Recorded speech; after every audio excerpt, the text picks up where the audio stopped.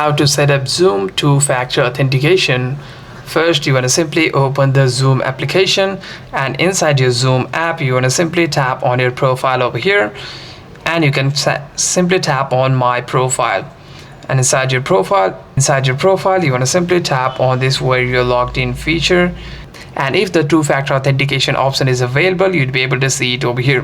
However, if you don't see it over here, what you can also do is, if you're logged in through your Google account, you'd be able to set two-factor authentication on your Google account. You want to simply go to your Google over here, go to your Chrome browser, and inside your browser, you want to simply tap on three dots over here, tap on New tab, and you want to simply tap on your profile over here.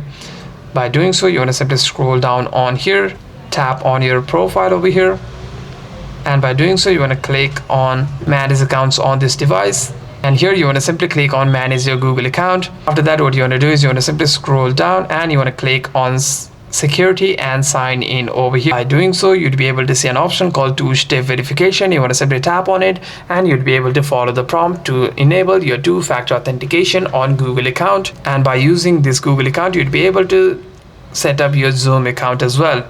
Hope this video was helpful, and if you have any further questions, make sure to leave a comment down below.